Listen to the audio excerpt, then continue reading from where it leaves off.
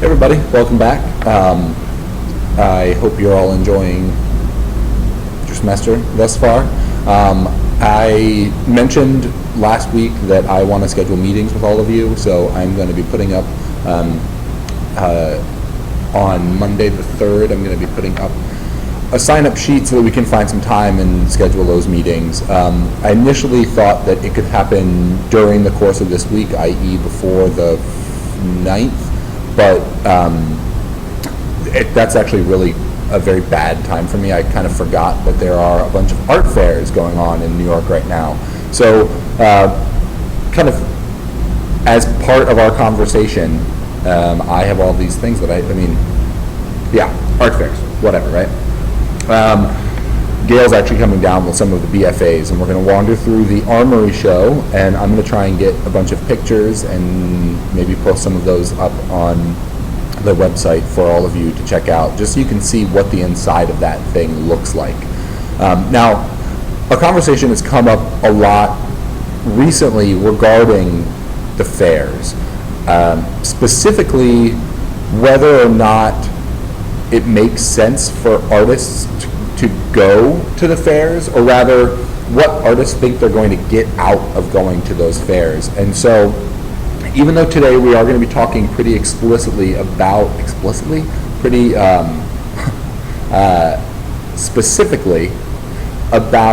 the idea of pricing a work of art, because this is the moment where the exchange value or the commerce value actually engages with the object.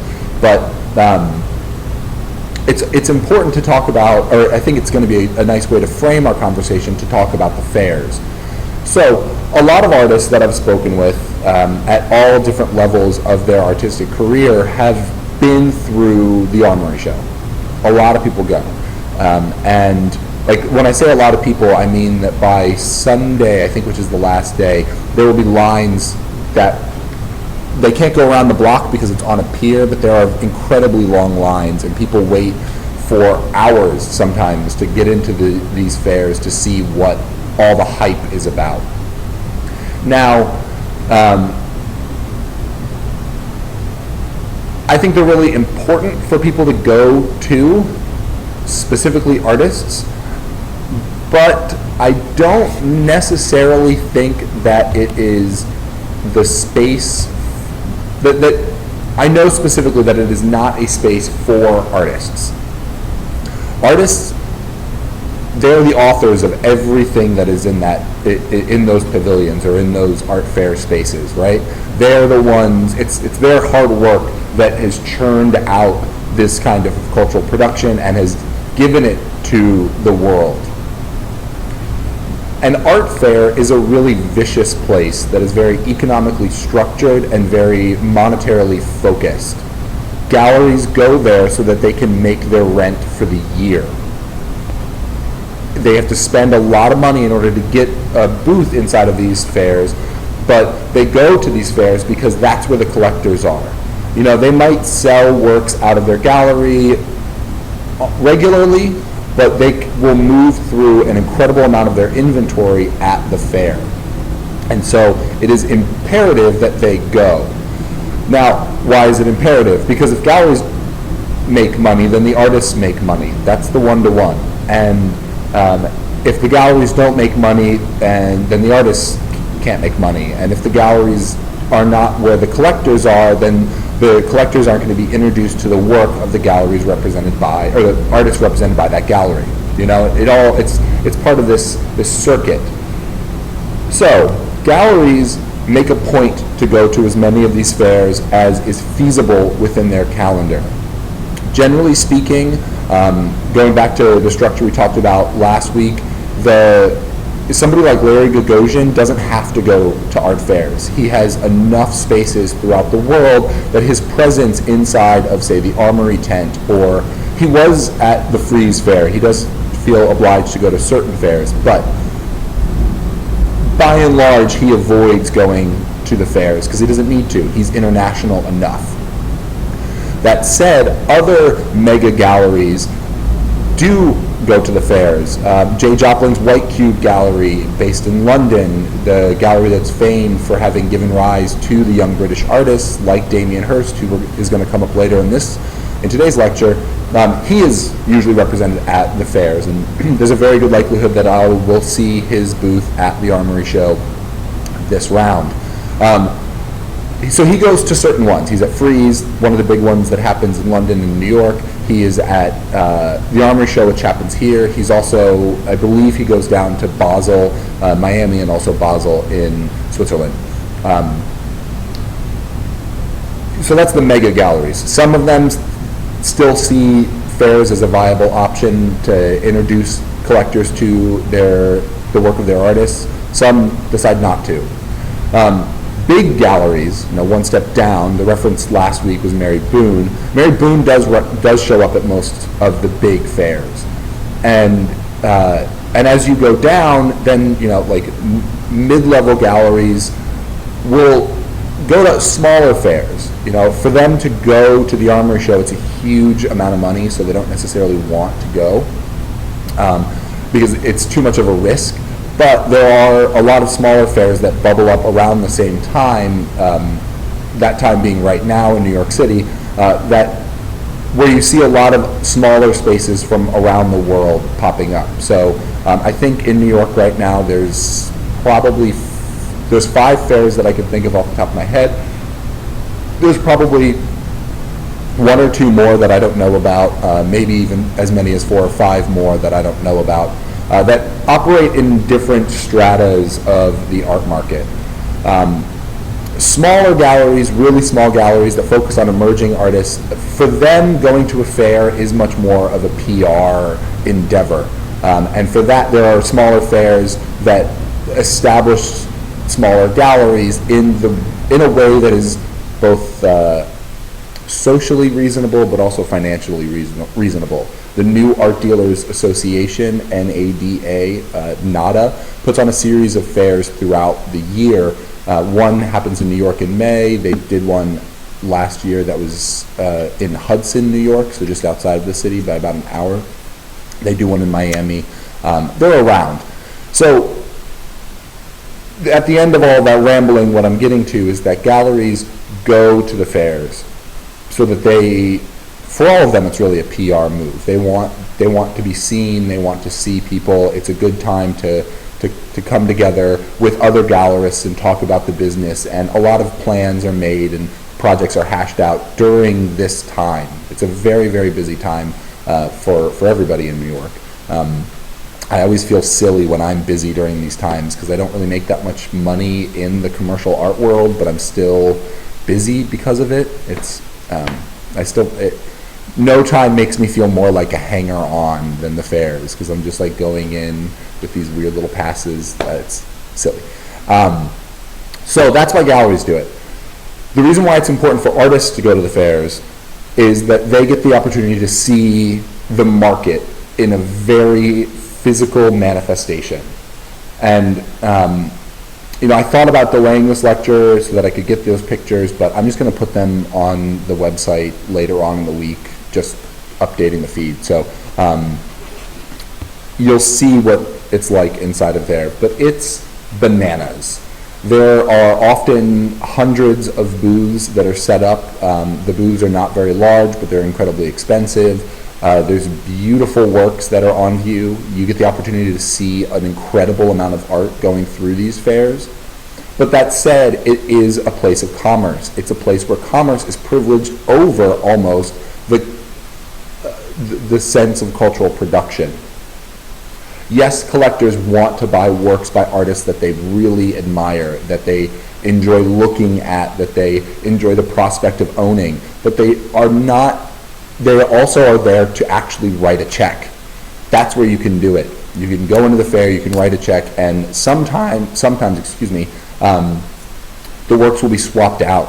If a collector is only in New York, let's take this week as an example. If a collector is in New York on Wednesday, Thursday, and Friday before he flies back to, his yacht off the coast of Majorca, he will go through the fairs at their VIP openings. He will buy works of art, or she will buy works of art. Excuse me for being gendered specific there.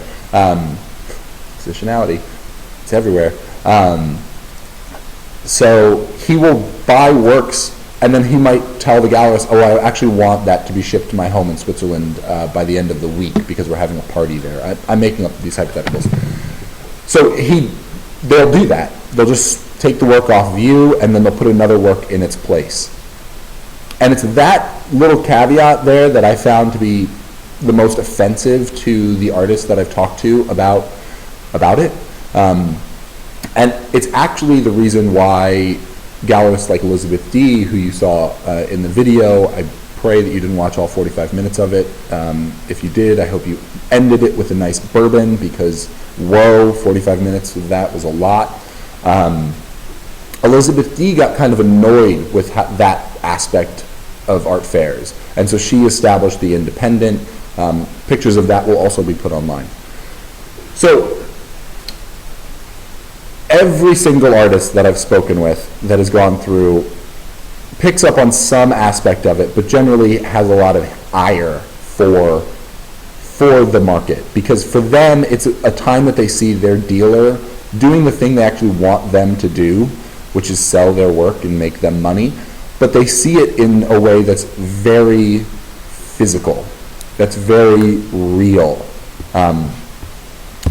And that's not necessarily the way that a lot of artists want to perceive their gallery or their gallerist. Now, they fully understand that the gallerist has a job, and that job comes with the agenda of talking about money. But a lot of artists want their gallerist to be like this man, Leo Castelli, who's pictured here with Andy Warhol. Leo Castelli is famed for having been having an incredible ability to sell works of art. He had it. He was able to talk the right talk and get the right people in the room paying attention to it. But that said, a lot of his artists didn't necessarily want to have that kind of engagement, because Leo Castelli had also the ability to engage with his artists in a very deep way, for lack of a better term. He was able to be insightful about their work, to be excited about their work, and by and large, most gallery owners are that. They do represent this kind of air. What is particular with Castelli is that on both sides of the market platform, that binary being artists and gallerists, both sides have a great amount of respect for the man because of his ability to do those kinds of things. And there's a funny story that I'll tell next. All right, so this is Castelli and Warhol. Castelli also made famous the work of Jasper Johns, and Robert Rauschenberg helped launch that career. And because of the relationship that was had between Castelli and specifically Johns, a joke came about that where Johns said, Castelli can sell anything, even this old beer can. And at that point he held up a can of Ballantine beer, which was the ale of choice for the downtown scene in the late 1950s, early 1960s. And so Johns and Rauschenberg, you might remember, got their career launch around 1954. By the time 1960 rolled around, when Johns created this work, he was making it for Castelli's gallery. And he was making this work as a reference to that joke. So Castelli can sell anything, including beer cans. And then Johns was like, well, why don't I just make a sculpture of cast bronze beer cans? And voila, here we are. This work, created in 1960, was sold very quickly through the Castelli Gallery, because that's what Castelli does. So, pricing, talking about money, issues of money. I might be the only person to say this out loud, because I find that a lot of people are bashful to actually admit to this. But quite honestly, I hate talking about money. I think it makes a lot of conversations seem dumber to me, quite honestly. I don't have any I need to have those conversations. Obviously, I exchange money in a lot of different ways, as we all do. But conversations about money, they immediately muddy the emotional reality of the work. And so when hearing friends and artists talk about how kind of grossed out they are by going to the Armory show, or how uncomfortable it made them feel to see this person, this confidant of theirs, their gallerist, turn on this sense of commerce and exchange, I identify with them. I get it. That's actually part of the reason why a career in the art market didn't make sense for me as a person.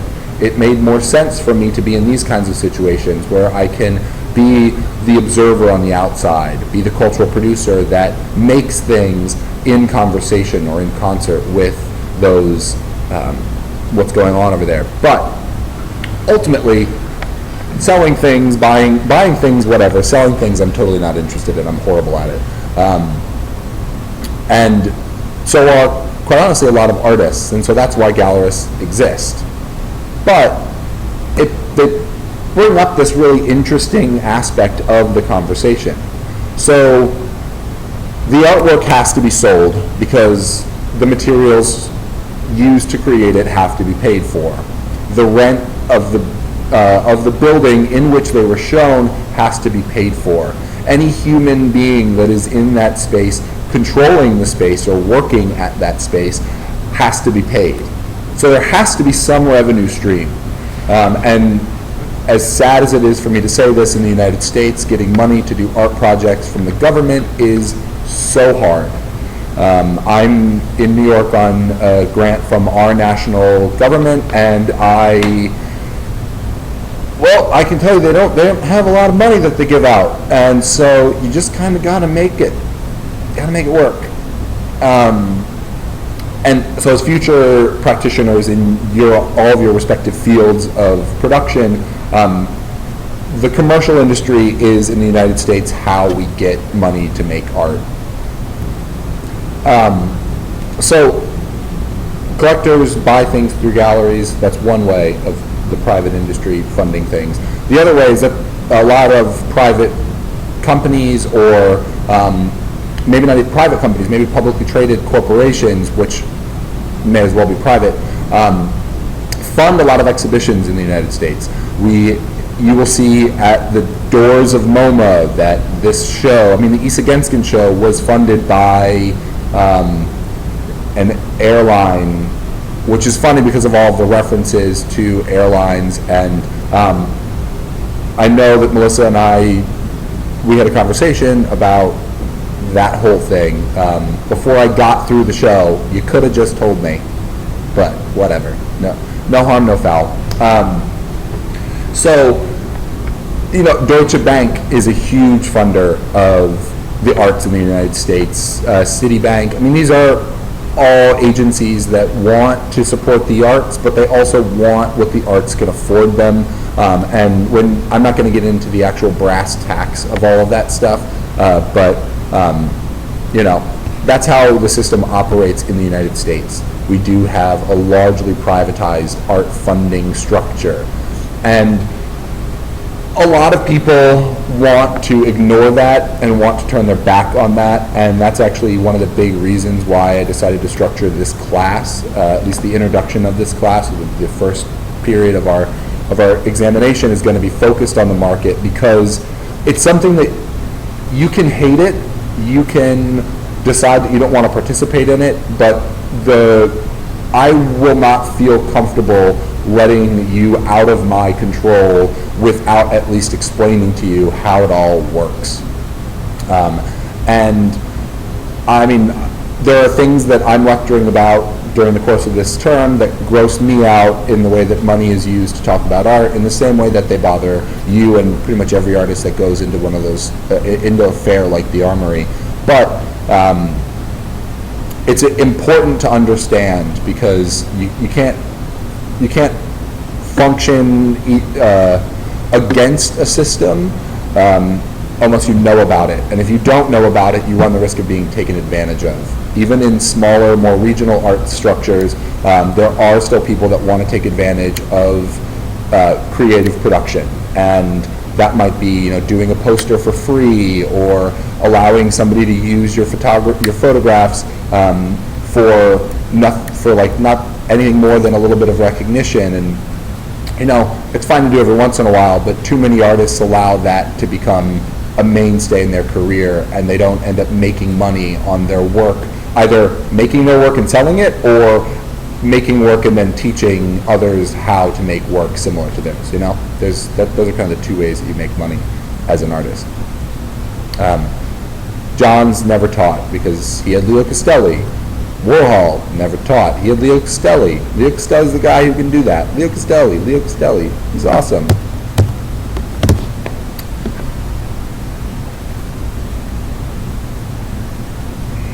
Pricing scripts.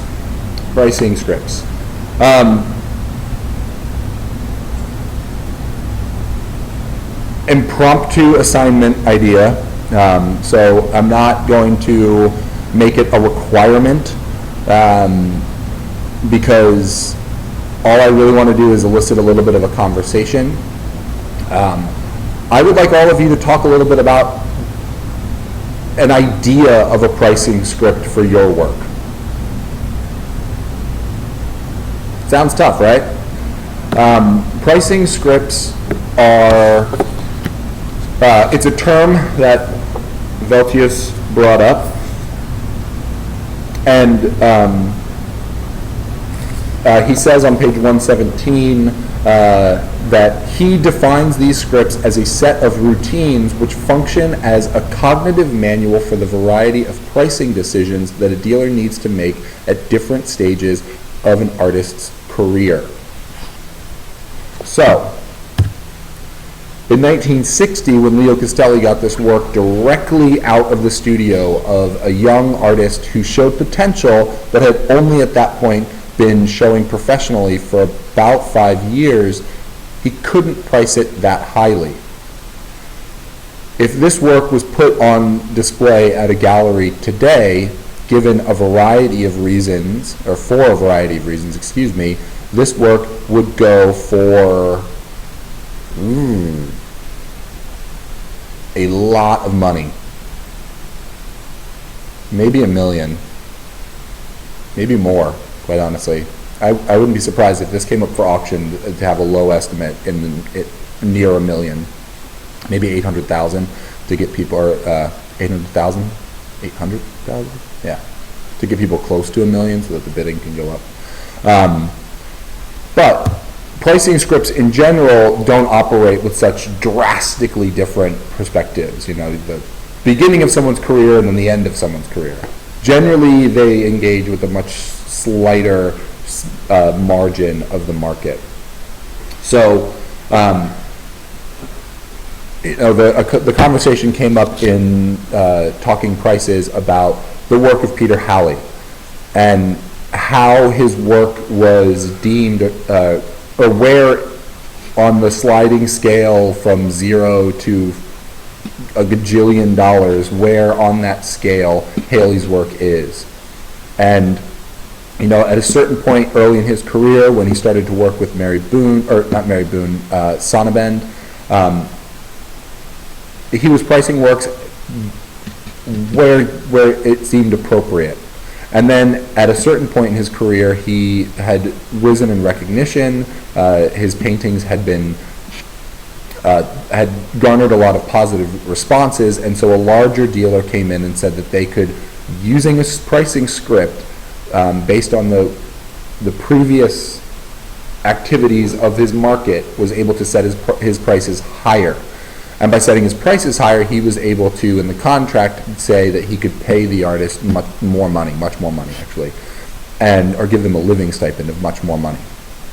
And thus the legal battle ensued that I'm not going to go into, but that gives us at least a step in the direction of understanding what a pricing script is, or where it comes from.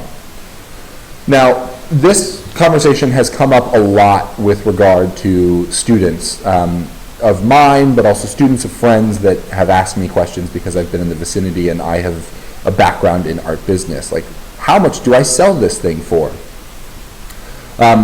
I heard once in undergrad a painting professor tell a young painter who was about to graduate with her BFA, she was wondering what she should price her paintings in the show for. And he said $1 per square inch. Given the size of her canvases, that would make them around $600 to $800. For the amount of work that somebody is putting into a painting, the amount of material costs that go into that painting, that's $600 for a painting is not a lot of money. When we walked through the galleries, a few of you ended the evening in Simone Subal's space, which was the second floor gallery. She was the gallerist that I went and spoke with for a minute. I worked with her in a previous position that I held. The works that are on view at her gallery, a gallery that was listed by New York Magazine as having one of the best shows of the year, a gallery that has been given the opportunity to show in very prestigious locations, in art fairs. Basically, some art fairs will give space away for free as an award for promising young spaces or promising dealers, galleries, blah, blah, blah. And even in a space that is very well regarded, that has a lot of interest from the critical set, but also the collector set, even those works, which were fairly large paintings, were only priced at around $6,000. I mean, they were massive, and some of them even had electrical components of lights that ran around the edge of the paintings. So there is sense to pricing works. That's ultimately the thesis of a conversation about pricing scripts. Yes, in talking prices, there's a lot of dealers, and this happens in the market, that will say pricing's arbitrary. I just made it up. It came out of nowhere. I just wanted to sell those for $35,000 because it made sense. Well, that's nice and all, but you can't do that. And the reason that you can't do that is because if a little personal story. I was working for a dealer, and an esteemed artist from the 1960s, 70s, 80s, 90s, and today, obviously, he came into the gallery. We were going to do a show of his work that included earlier works and later works, kind of a smaller version of a retrospective. And in the show, he wanted to display some large paintings that were very nice, and in conversation about pricing them, the dealer kept saying one price. Let's say $80,000. He kept saying $50,000. Excuse me. So let's say $50,000. The dealer is saying, your work is really important, but this painting doesn't come from one of your more esteemed periods. And so I don't think it's going to sell for much more than $50,000. And so I can't price it much more than that for fear of pricing it too high, and therefore no one will buy it. The artist's response was, I have a dealer in Italy that has priced, and he claims that this Italian dealer has also sold similar paintings for $100,000. New York dealer, $50,000. Italian dealer, $100,000. They're paintings, they're one-off.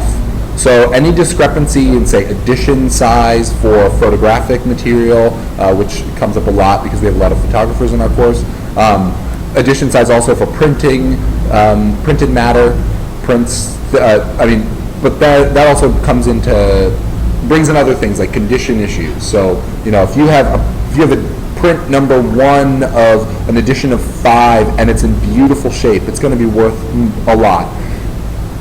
If you have print number 30 of 300 and it's in crappy condition, even if it's by a good artist, it's not going to be worth that much money because of all those other extenuating circumstances. But in this conversation in this gallery, while I was sitting a few feet away listening to these two men haggle, essentially, over the cost of a painting, I realized that as much as I want to vilify, or I did much more when I was 25 and sitting at that desk, that I wanted to vilify commerce, I couldn't do anything other than appreciate it for what it was. Because here it is actually just facts. Both of these men, the New York dealer and the artist, have made claims to the potential value of the thing that was hanging on the wall in front of them. The New York dealer had an understanding of his collector base. He had an understanding of the time of year that this show is happening. You know, there's more expensive art and more historically important art on view right now because of the fairs than, say, in August. August is a dry month for the art world. It's usually a time where there's a lot of group shows because the galleries are out. And so this, you know, the dealer had this understanding of his market and the specific nature of his market. And this artist continued to go back to this one moment where an Italian collector may or may not have, the sale was actually unsubstantiated. There was no proof that was presented to the gallery that this $100,000 painting actually sold for $100,000. We don't know. That was part of the problem. And so there was this argument back and forth between the two of them, so much so that other parties actually had to come and join, and actually, at the end of it, the relationship between the artist and the dealer completely fell apart. A few works were sold during the show, but the rest of it just went right back to the artist's studio, and the dealer wanted nothing to do with it. And so, in a situation like that, who is at fault? Arguably speaking, I would say that it's, the artist was being a little bullheaded during the conversation. He was refusing to even budge slightly. The Italian dealer, I think, probably made a misstep in pricing works so high. Who knows if the work sold, but if the work did sell, then the Italian dealer had the responsibility to give that information to this New York dealer. Now, I'm saying all these things, and I'm realizing that a lot of this conversation obviously continues to tip more towards the kind of gallery world that I'm sitting within. But I want you to understand that this happens in the same capacity in smaller art markets, in art markets that don't privilege white cube gallery spaces, in what Veltius refers to as traditional galleries. And now he talks about how it is this kind of mainstay of selling cultural production. Now, having worked in galleries in New York and having worked in galleries in Portland and also in London, I can tell you that no matter what the price is, if it's a print that's being valued at $150 on the open market versus a sculpture that's worth almost $1 million on the open market, the pricing structure is almost identical. It's just a matter of changing out certain elements within the equation. So I'm not going to bring back up my semiotic breakdown of pricing structure because I've already rambled on for 30 minutes and I want to talk about something else. But in thinking about this stuff, specifically from outside of this ridiculous center of the art world that I'm sitting in right now, not Flux Factory, but which this is Flux. You've all been here, yay! But New York City, because in New York the market is the art scene, and the art scene is the art market. It's kind of what it is, for better or for worse. So, even being on the outside, it's often easy to vilify the market, and that always falls on the dealers themselves. And what this whole section of this course is trying to get you to say is like, sure, you can hate them all you want, I don't care. You can choose to participate if you want. Also, I would love to help you do anything that you decide to do. That's my role in this program of ours. But really fully understanding how it all works is not just going to make you less despondent. That's not my job here. It's actually going to make you much more equipped to deal with galleries in the future. So, if say you want to sell your works in St. Louis, there's quite a few art galleries in St. Louis. This isn't just a comment geared specifically towards Melissa. Lots of you can show and have galleries all over the country. I actually strongly recommend it because why not, right? Give it a shot. But if you have a show in St. Louis and then you have another show in Santa Fe, the pricing structure and the scripts used for attaching an exchange value for the open market is going to be operate in the exact same way. So, I keep going back to this. It's the same math problem or the same math function. It's just a different set of variables that you plug in. So, I'm imploring you all to consider a pricing structure for this week's, or not for this week's because. Yes, we do. We have a show and tell this week. Your assignment is due week 6, Friday. So you don't have to come up with actual money if you don't want to talk about a quantifiable number. But weigh in things like the time you took to actually do the work in the production of the thing, how much material you used. And don't just say, for the photographers out there, you're not just using your camera and you're not just using the paper to make the print. That's one material. You're also wearing down your camera. And so, granted, it's like a fractional cost. If, say, a good camera costs $3,000 and you take 9,000 pictures with it before it breaks, well, then that means every picture you took can actually be valued at $0.33 in that kind of math problem. I have a sneaking suspicion that Brandon is going to give us a really wonderful breakdown. No pressure, but given the tenacity with which you approach the indices of value project, I imagine even in this quick little example or quick little practice math problem, I could see kind of a funny thing coming from your studio.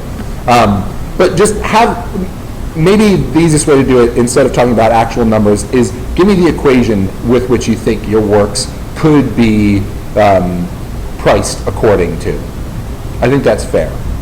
Now, in order to talk a little bit more about this, I want to talk to you, we'll talk really quickly about price increases, and then we'll talk a little bit more about the full cost of a work of art. So, 3 simple reasons are outlined by Veltius about why the value of a work of art increases. One is quite obviously because of demand.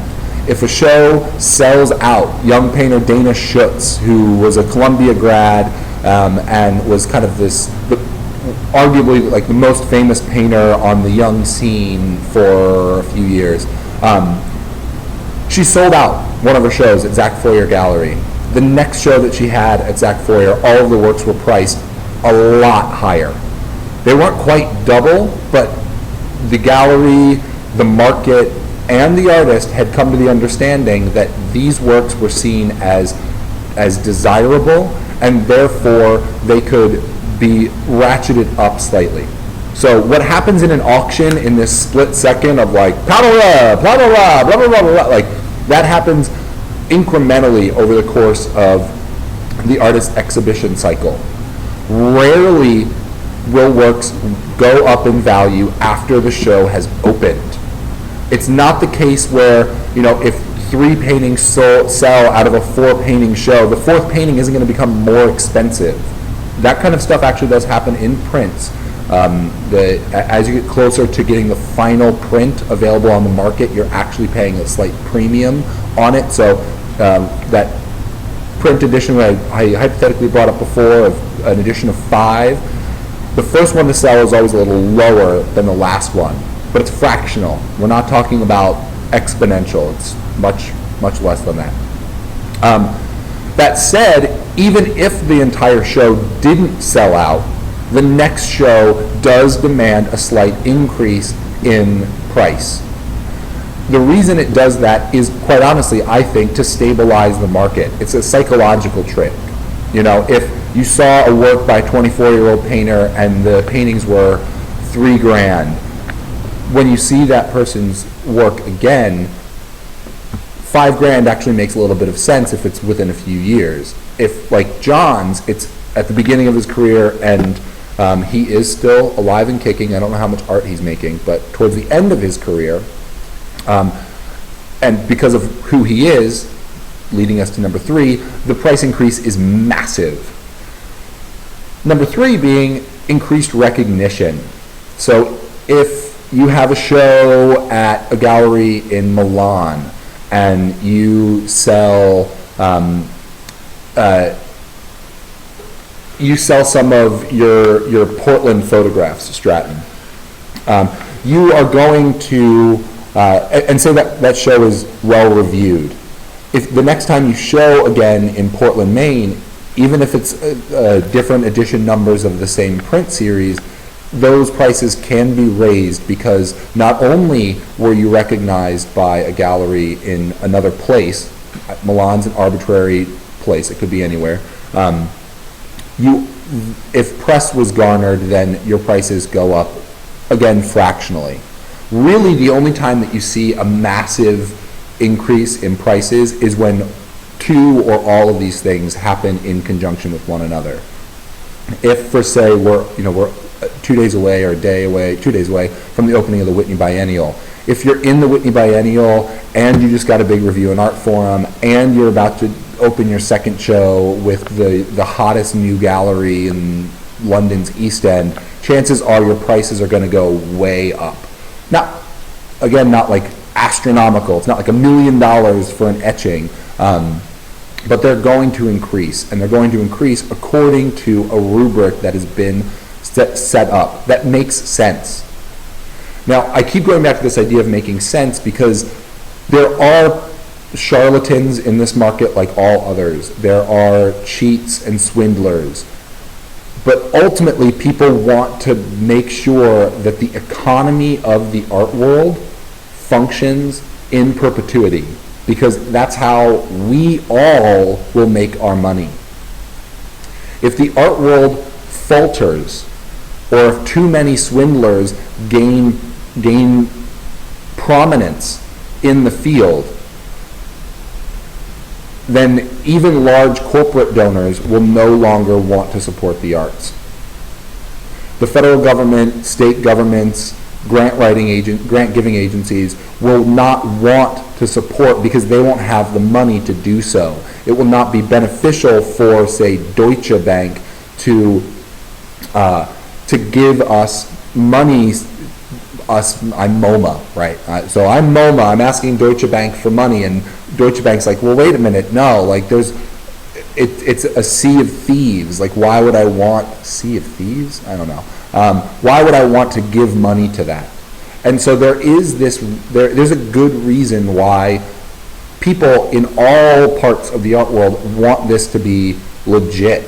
It's because we all are reaping the benefits of that.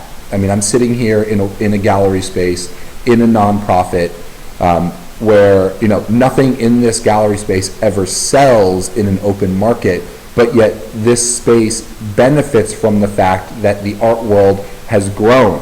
And when there's an economic downturn and the market shrinks, it's felt across the market. It's not only felt at the gallery side of things. So, pricing and industry. Money begats money. That's the way all industries work. And so, shit on the art market all you want, that's totally fine, but understand that even though it's so far away, conceptually, systematically, or systemically, I guess is the better word there, everything that somebody like, say, Larry Gagosian sells actually has a little bit of an effect on the way that someone who's making artwork that doesn't ever want to have a gallery on the other side of the country or the other side of, well, he's on every part of the world, so it's hard to say the other side, has that effect. It's a far-reaching system.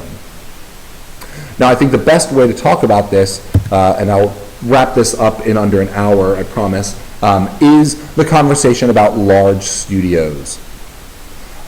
A lot of people hate on artists that have a lot of studio assistants. They want to immediately say, well, he didn't make it. Or like, I want, when I buy art, I want it to be by the artist. I get it. I get that idea in theory. In practice, it doesn't really make much sense. You are not buying jeans made by Levi. You're buying a brand. You're buying a thing that was made by someone according to the ideas of someone else. I bring up an arbitrary thing like clothing because it's easy for us to identify with, but think about it in terms of art history. Someone like Peter Paul Rubens had a huge studio, and he is a painter from the 18th century. What I'm getting at with that is that it's a norm. It was really only in the rise of the avant-garde in the latter part of the 19th century and the early part of the 20th century that individuated genius is the thing, genius plus expression is the thing that people looked for in works of art. Veltius deals with this slightly. It was brought up much more cohesively in the conversation put forth by Kohner and Kohner in the first week of our program, or this semester. And so large studios have always existed. Large studios need to exist. This photo is the interior shot of Jeff Koons' painting studio. Jeff Koons currently is one of the kind of top tier artists. He's come up in lecture before. He's a good person to talk about with regard to money, because he gets a lot of ire from people in all aspects of the art world because he's making money on his art. He has studio assistants. He's represented by one of the largest galleries in the world. People just hate on him.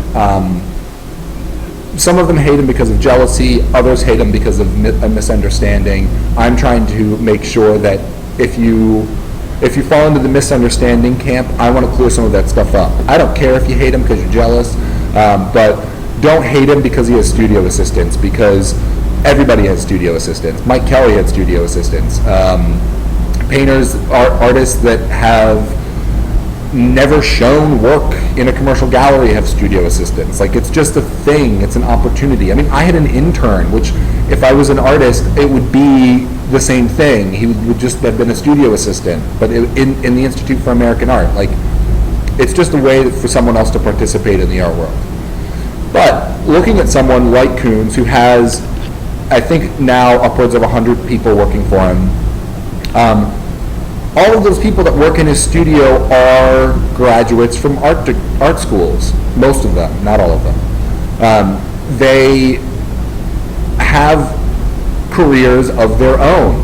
They are working in their own right off the clock. So they come to work, they check out, they go home, they make their own work. They come back, they do the same thing over again.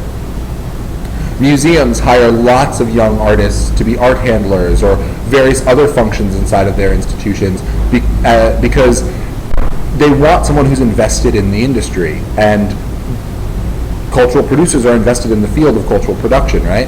So, this young woman here, maybe she's a graduate from the Rhode Island School of Design.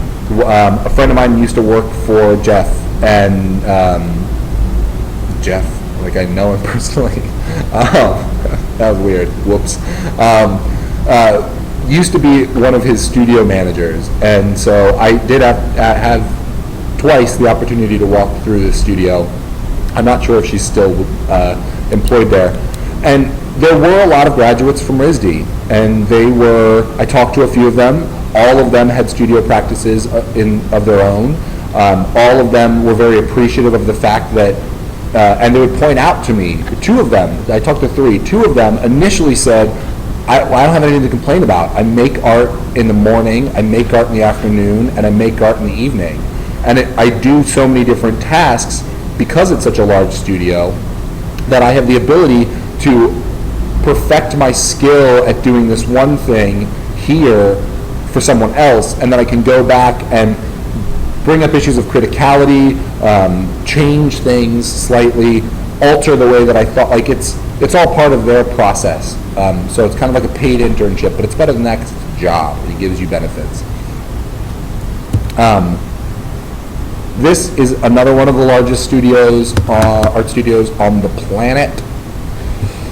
Damien Hirst. That's massive. Jeff Koons' studio is big, but that is a huge studio. The top portion of this infographic will give you the ability to see inside of said studio. So you can see here we have the freezer, where yes, there are animals hanging. Here you have the formaldehyde room where they are put in those tanks. Fish preparation, there's a shower, changing rooms for people to get in and out of things, material storage. This is, as this infographic says, just the formaldehyde studio. The formaldehyde studio looks as though it occupies this wedge, and this rest of the structure is designed for all the other things that he does, those big paintings that he makes, blah, blah, blah. He employs a hell of a lot of people. So does Takashi Murakami, so does Paul McCarthy. A lot of people think that only artists representing the top blue chip, pristine gallery space tier of the art world have these huge studios, and they like to think that people that are a little abject or a little transgressive or a little more abject or a little more transgressive don't have the same structure. But I mean, so you have Jeff Koons, who makes big inflatable, not inflatable, big structures of dogs made out of flowers. But then you have Paul McCarthy, who makes these large inflatable sculptures of a garden gnome holding a huge butt plug. Both of them employ the same amount of people. One is seen as transgressive and cutting edge or abject. The other is seen as boisterous and clownish almost. Both of them are part of this level of the art world that is engaging in a lot of different ways, engaging with the economy of the art world in a lot of different ways. And so it's not surprising that works by Hirst go for as much as they go for. The same thing can be said about Koons. If they're priced any less, the work is there's no profit for the work. Even if the profit is slim, there's no profit for it. And so I'm not saying that the profit margin for Koons is slim, but for a guy who is represented by a gallery that has 7 spaces around the world, and he employs 100 people, well, the Corporation of Gagosian employs about 100 people as well. All of those people have to make money on the exchange of the goods that pass through that space. All of the spaces that are rented, Koons rents the buildings that he functions within. I think Hirst probably owns his, that rent needs to be paid. All the materials need to be purchased. So it's not surprising that a new painting by Koons right out of the studio is marketed at upwards of $3 million. That sounds insane. That is the top most crescendo-y gross tier of the art world. I can't stress that enough. I hope I'm stressing it enough, quite honestly. because I can't, that's the only way I can say it, so I'm just going to keep saying it until I'm blue in the face, and in this light I kind of look a little blue in the face anyway. But they have to sell for that much in order for them to actually be profitable. If they weren't profitable, then the gallery structure that supports them wouldn't exist. He wouldn't have as many employees. And so the article that's dealt with in this book, which is the basis for your second assignment, which comes up next week, brings that up. And it's a very important thing that's more than often overlooked. And so in that, I'm going to wrap up this part of our conversation, talking a little bit more, or dealing with ideas a little bit more abstractly, is the TED Talk that I have put next on this feed today.